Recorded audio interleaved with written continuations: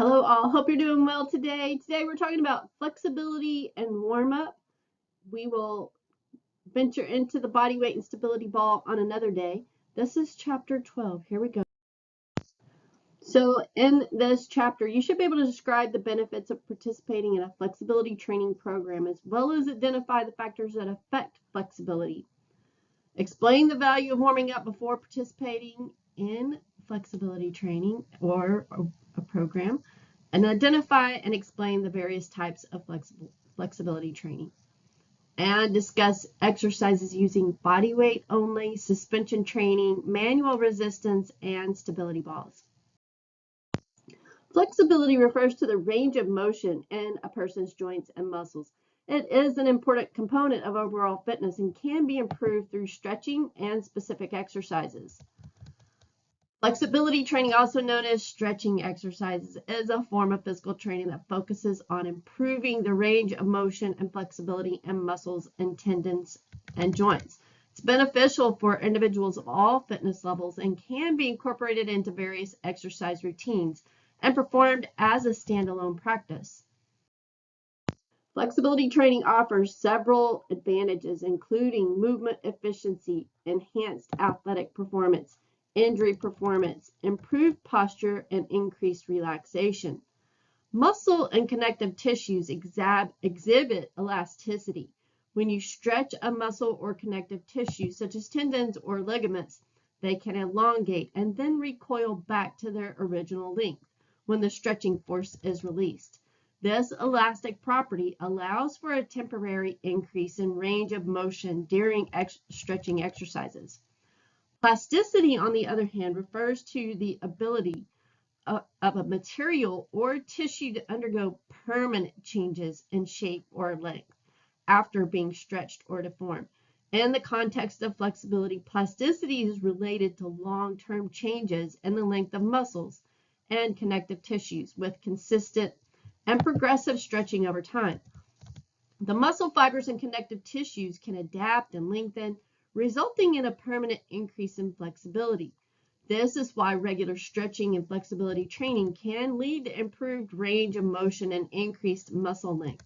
It's important to note that the balance between elasticity and plasticity is essential for maintaining joint stability and preventing injuries. While elasticity allows for temporary elongation and recoil of tissues, excessive plasticity without adequate strength and stability can lead to joint instability and compromised joint function. Therefore, a well-rounded flexibility program should incorporate both stretching exercises to promote plasticity and strength training exercises to enhance stability and control around the joints. Several factors can influence an individual's flexibility. These factors vary from person to person and may include genetics. They play a significant role in determining a person's natural flexibility. Some individuals are naturally more flexible due to factors like joint structure, muscle elasticity, and collagen composition. However, even individuals with less natural flexibility can improve their range of motion through regular flexibility training. Flexibility tends to decrease with age. As we get older, our muscles and connective tissues become less elastic, resulting in gradual reduction in flexibility. However, regular stretching exercises and flexibility training can help mitigate the age-related decline and maintain or improve flexibility. In general, females tend to have a greater flexibility than males. The difference can be attributed to factors such as hormonal influences, differences in muscle and tendon structure, and variations in joint range of motion. However, it is important to note that individual variations exist and flexibility is not solely determined by gender. Regular physical activity and exercise can have a positive impact on flexibility. Engaging in activities that involve a wide range of motion, such as yoga, Pilates, dance, and martial arts, can help improve flexibility. Conversely, a sedentary lifestyle or lack of regular movement can lead to decreased flexibility over time. Flexibility is closely related to muscle strength and balance. Imbalances in muscle strength and flexibility can restrict range of motion It is important to maintain a balance between muscle groups to optimize flexibility. Strengthening and stretching exercises that target specific muscle groups can help address imbalances and improve overall flexibility. Past injuries, surgeries, or scar tissue can affect flexibility. Scar tissue tends to be less elastic than healthy tissue and can restrict movement. Rehabilitation programs that include stretching and mobility exercises can help regain flexibility after an injury or surgery. Muscle temperature can affect the range of motion as well. When muscles are cold, they tend to be less flexible and have a decreased range of motion. Cold muscles have higher viscosity, meaning they are thicker and less pliable. This can lead to stiffness and reduced flexibility. Conversely, when muscles are warm, they become more pliable and have an increased range of motion. Warm muscles have lower viscosity, which allows them to stretch and contract more easily. This is why warm-up exercises are important before engaging in physical activities or intense workouts.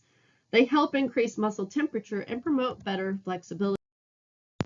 Active stretching is a form of flexibility training that involves actively engaging the muscles being stretched rather than relying on external forces or assistance. In active stretching, the individual uses their own muscle strength and control to move a joint through its full range of motion, gradually increasing the stretch without external assistance or additional weights. Here's some key characteristics and benefits of active stretching.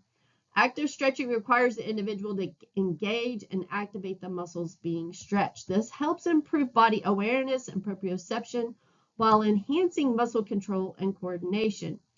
Active stretching can lead to improvements in flexibility by gradually increasing the range of motion in a controlled manner. It helps lengthen and relax the muscles, allowing for greater mobility and flexibility. Active stretching helps prepare the muscles and joints for physical activity by promoting blood flow and warming up the tissues. This can reduce the risk of muscle strains or injuries during exercise or sports. Active stretching focuses on movements that mimic daily activities or sport-specific motions. By incorporating functional movements into stretching, it can help improve flexibility in a way that directly translates to real-life movements and activities. Active stretching requires the individual to maintain balance and control throughout the stretching movements. This can help improve overall body control and balance, which is beneficial in various sports and physical activities. Examples of active stretching techniques include leg swings, arm circles, walking lunges, trunk rotations, and controlled dynamic movements performed through a full range of motion.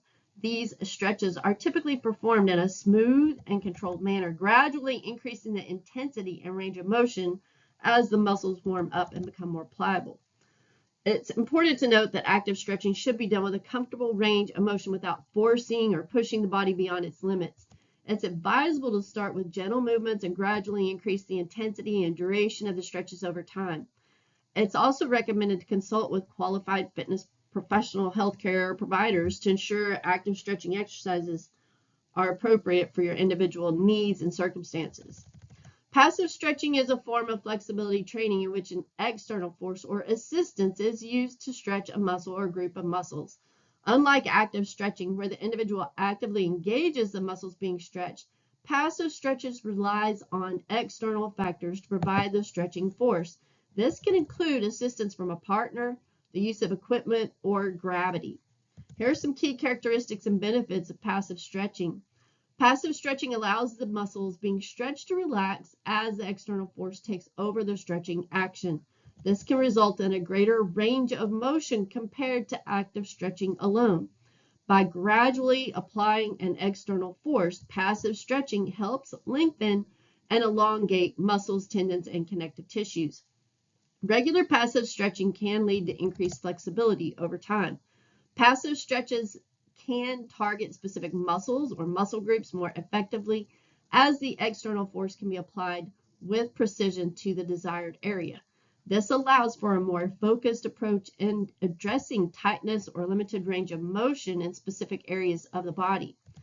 Passive stretching is often used in rehabilitation settings to help recover flexibility and range of motion following an injury or surgery. It can help prevent muscle atrophy, maintain joint mobility, and reduce muscle stiffness during the recovery process. Passive stretching can facilitate deep stretches that are difficult to achieve with active stretching alone. It can create a sense of relaxation and release tension in the muscles, promoting overall relaxation and stress relief. Examples of passive stretching include partner-assisted stretching, where a partner applies pressure or assists in moving the joint through its range of motion, or the use of stretching aids such as straps, bands, or gravity-assisted positions like the splits or hanging stretches.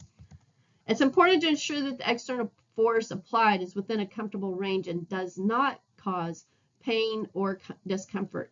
It's advisable to start with gentle stretches first and gradually increase the intensity and duration of the muscles, relax, and adapt.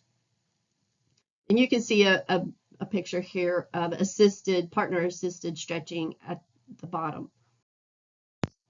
Ballistic stretching is a form of stretching that involves rapid and bouncing movements to extend the muscles beyond their normal range of motion, unlike other stretching techniques that focus on slow and controlled movements. Ballistic stretching utilizes the momentum generated by quick and repetitive bouncing motions. However, it is important to note that ballistic stretching is a controversial and potentially risky form of stretching. The American College of Sports Medicine, or ACSM, and many other fitness and sports organizations generally discourage the use of ballistic stretching due to its higher risk of injury. And here's some considerations. So ballistic stretching places a significant amount of force on the muscles and connective tissues, which can increase the risk of sprains, strains, and other soft tissue injuries. The rapid and uncontrolled bouncing movements can overload the tissues and lead to tissue damage. When muscles are subjected to rapid and forceful stretching, they may trigger a protective reflex called the myotatic reflex or stretch reflex, which we'll talk about here in a moment.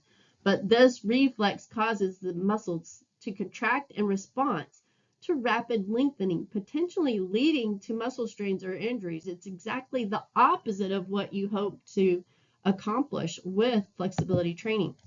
When ballistic stretching may temporarily increase flexibility due to the muscle stretch reflex, it doesn't promote long-term gains in flexibility, and it can hinder progress and lead to reduced muscle elasticity over time.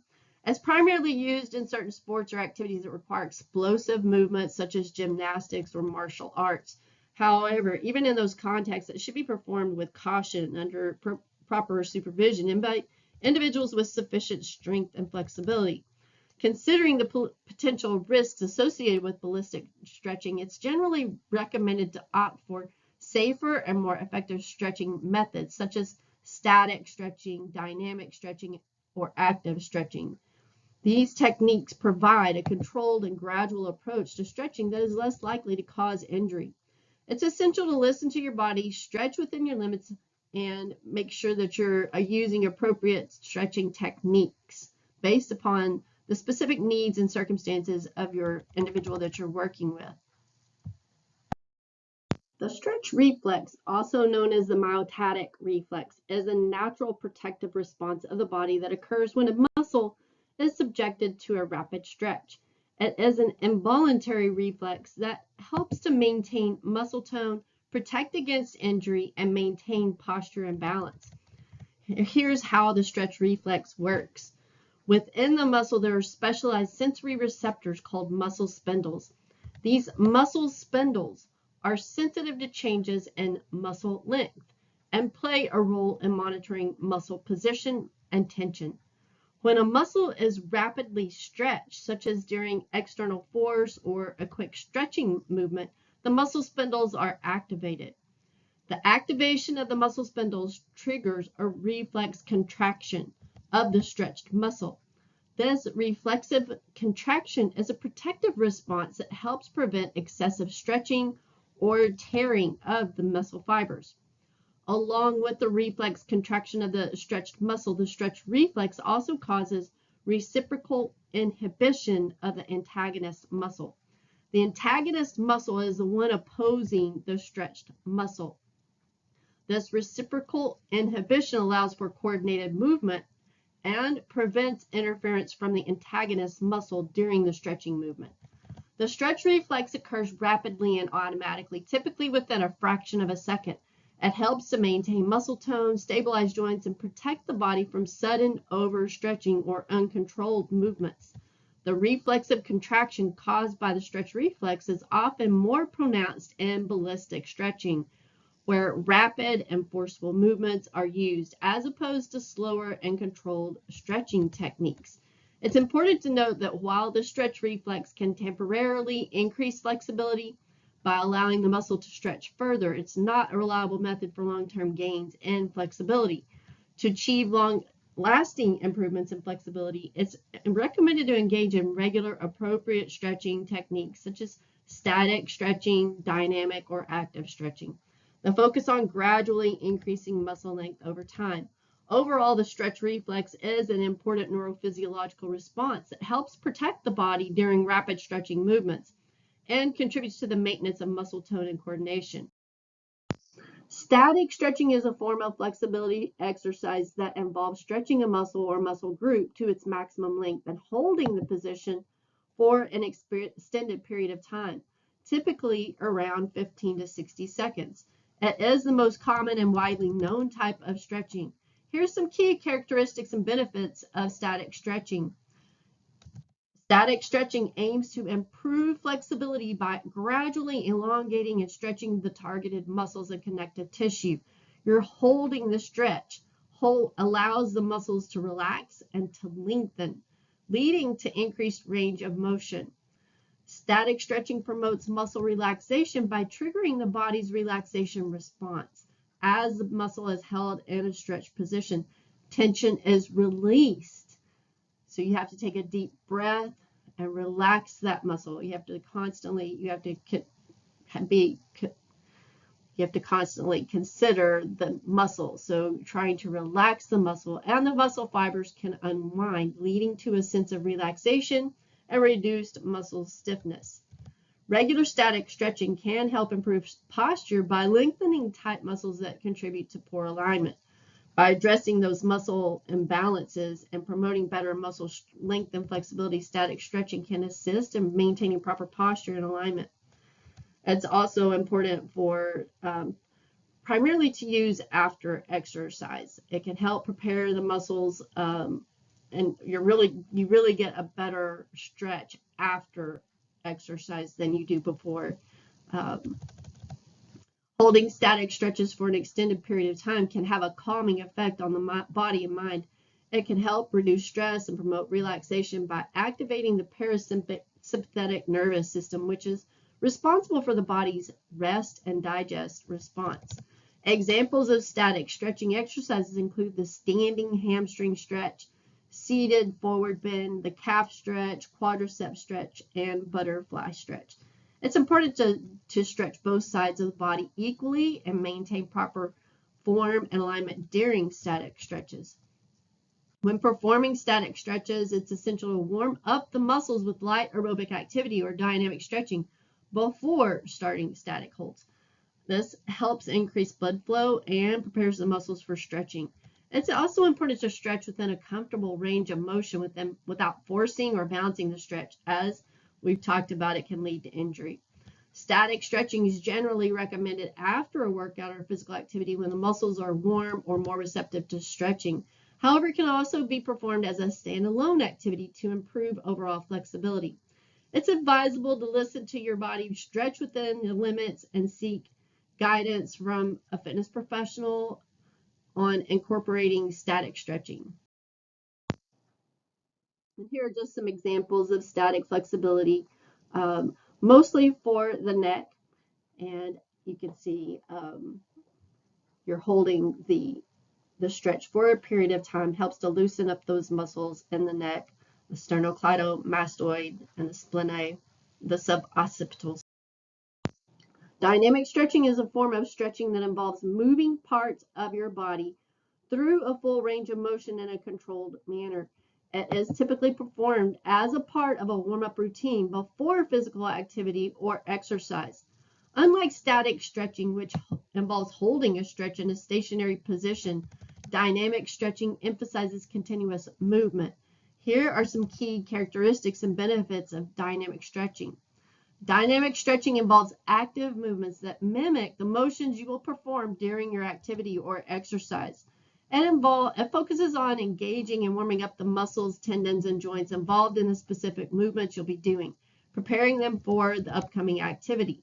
Dynamic stretching increases blood flow to the muscles, which helps raise the temperature of the muscles, tendons, and other tissues. This increased blood flow and temperature enhance muscle elasticity and promote better overall performance.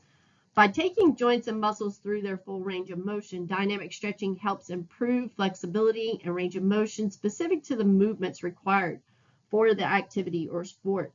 It can help increase joint mobility and reduce muscle stiffness. Dynamic stretching activates the neuromuscular system, improving communication between the nerves and muscles. This activation helps improve coordination, balance, and proprioception, which are essential for optimal movement and performance. Dynamic stretching before physical activity or exercise helps prepare the body for the demands of the upcoming activity, reducing the risk of injury. It primes the muscles and joints, increases muscle temperature, and promotes proper movement patterns. Examples of dynamic stretching exercises include arm circles, leg swings, walking lunges that you see down below on the right-hand corner, high knees, and hip rotations. These movements should be controlled, deliberate, and gradually increased in intensity as the body warms up. It's important to note that dynamic stretching should be appropriate for the activity you're about to engage in. Different activities may require specific dynamic stretches that target the muscles and movements related to that activity. And it's generally recommended as part of a warm-up routine before physical activity or exercise. It should be followed by the activity itself or further preparation exercises such as skill drills or practice movements specific to the sport or activity. You always want to make sure that your client's listening to their body, performing the movements with control, and avoiding any bouncing or jerking that can lead to injury. And if they experience any pain or discomfort during dynamic stretching, it's advisable to modify the movements or have them consult with a healthcare professional. PNF, or proprioceptive neuromuscular facilitation, is a stretching technique that is commonly used to improve flexibility and increase the range of motion. PNF stretching involves a combination of passive stretching and isometric contractions to enhance muscle length and flexibility. It's often used by athletes, physical therapists, and fitness professionals. The PNF stretching technique typically involves the following steps. The person being stretched assumes a relaxed position while a partner or therapist assists in passively stretching the muscle to its end range of motion. After the passive stretch is held for a short period, the individual being stretched applies an isometric contraction against the resistance provided by the partner or therapist. This isometric contraction is held for a few seconds, typically 6 to 10 seconds. After the isometric contraction, the individual relaxes the muscle and the partner or therapist takes the muscle to a further stretch beyond the initial passive stretch. This is held for a short duration before repeating the process. The idea behind PNF stretching is that the isometric contraction during the stretch activates the neuromuscular system and stimulates the Golgi tendon organs, which are sensory receptors located at the junction between muscles and tendons. This activation helps override the protective reflexes and allows for a deeper and safer stretch. PNF stretching has been shown to be effective in improving flexibility and increasing the range of motion. It's often used in rehabilitation settings to restore function after injuries and surgeries. However, it's important to perform PNF stretching with a trained professional to ensure proper technique and avoid injury. You have to be very careful in making sure that you're talking with your client and making sure that you're not going beyond their comfortable range of motion. It's worth noting there are different variations of PNF stretching, including the hold relax technique and the contract relax technique, which have slightly variations in the sequence of stretching and contraction that we've talked about here. These variations can be tailored based on individual needs and goals. As we've been talking about, a warm-up is a preparatory phase before engaging in physical activity or exercise. It typically consists of light aerobic activity and dynamic stretching exercises to raise the body's core temperature, increase blood flow to the muscles, and prepare the body for the upcoming activity. Your warm-up serves several important purposes and offers several benefits, such as increased muscle temperature. It helps to increase the temperature of the muscles, tendons, and ligaments, making them more pliable and less prone to injury. Warmer muscles also contract and relax more efficiently, improving overall performance. Engaging in light aerobic activity during a warm-up increases blood flow to the muscles, which enhances oxygen and nutrient delivery to the working muscles and removes waste products, promoting optimal muscle function. Dynamic stretching exercises during a warm-up help improve joint flexibility and range of motion. These movements take joints through their full range of motion, reducing stiffness and enhancing mobility. A warm-up also helps mentally prepare for the upcoming activity. It allows that client to focus on their goals, mentally rehearse movements, and shift their attention to the task at hand. By gradually preparing the body for the demands of physical activity, a proper warm-up can reduce the risk of injury. It helps activate the muscles, improves neuromuscular coordination, and identifies any potential limitations or discomfort that may need to be addressed before engaging in more intense activity. There are several types of warm-up routines that can be used depending on the specific activity, individual preferences, and goals. Here are some 4 common types of warm-up. A passive warm-up involves raising the body's temperature and warming up the muscles through external means, such as applying heat packs or using a hot bath or sauna. This method can be useful in situations where the environment is cold or where there are limitations on physical activity before an event. It's important to note that a passive warm-up should be followed by some form of active warm-up exercises to fully prepare the body for movement. A general warm-up involves performing light aerobic exercises to increase the overall body temperature and heart rate. This can include activities such as jogging, brisk walking, cycling, or jumping jacks. The aim is to enlarge those large muscle groups and gradually increase blood flow throughout the body. A general warm-up is suitable for a wide range of activities and often used as a starting point before progressing to a more specific warm-up exercise. A specific warm-up is tailored to the movements and requirements of the upcoming activity or sport. It includes exercises and drills that mimic the motions and muscle groups used during the activity. For example, if you're preparing for a soccer game, a specific warm-up might include dribbling drills, passing exercises, and dynamic movements that simulate kicking and changing directions.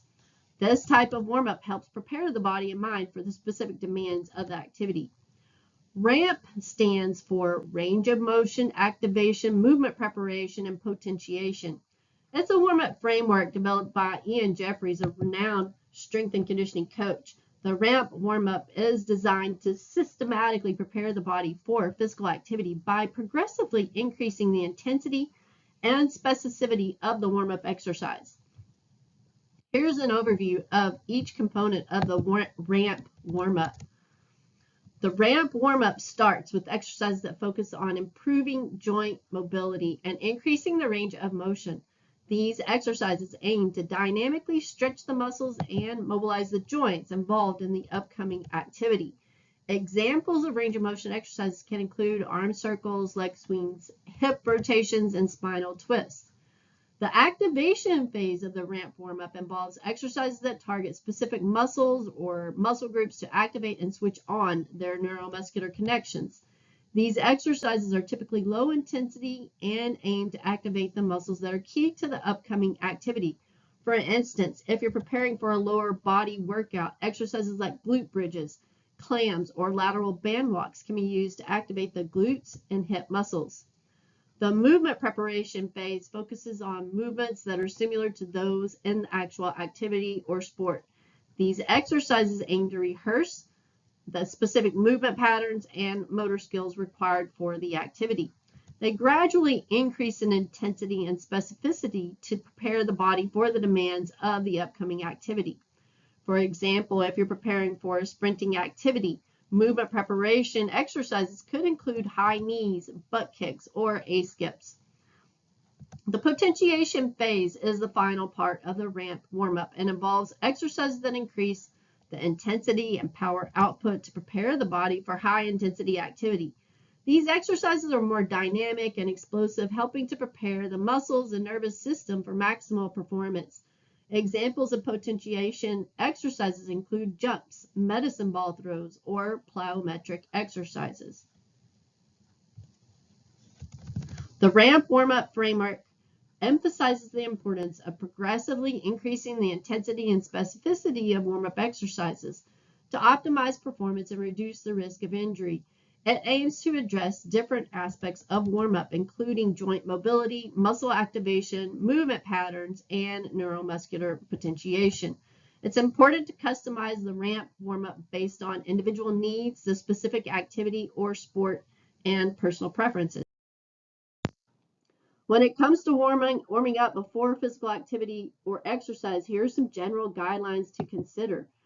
Your warm-up should typically last 5 to 15 minutes. This time frame allows enough time to gradually increase the body's core temperature, improve blood flow, and prepare the muscles, tendons, and joints for the upcoming activity. You want to start with low-intensity exercises and gradually increase the intensity as you progress through the warm-up. This allows your body to adapt and prepare for more intense movement. Begin with slower movements and lighter resistance and gradually build up to more vigorous activities. Incorporate dynamic movements into your warm-up routine. This involves active movements that take your joints through a full range of motion.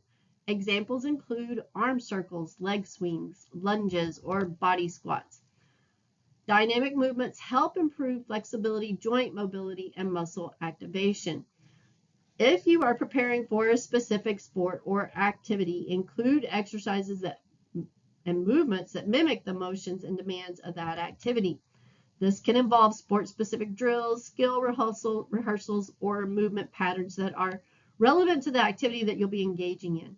This helps to prepare your body and mind for the specific requirements of the sport or activity. You want to incorporate light aerobic exercises into the warm-up routine. This can include activities like jogging, cycling, or brisk walking. Aerobic exercises increase heart rate, respiratory rate, and blood flow, promoting circulation and increasing the body's temperature. Perform your dynamic stretching exercises rather than static stretching during the warm-up. Dynamic stretching involves moving parts of your body through a full range of motion in a controlled manner. It helps improve flexibility, range of motion, and muscle activation. Remember, warm-up routines can be customized based on individual needs, fitness levels, and specific activity or sport. And that's all that I have for you today. I look forward to talking with you again. We will be going over body weight exercises and other types of exercises related to this. So I look forward to talking with you again. Have a great day.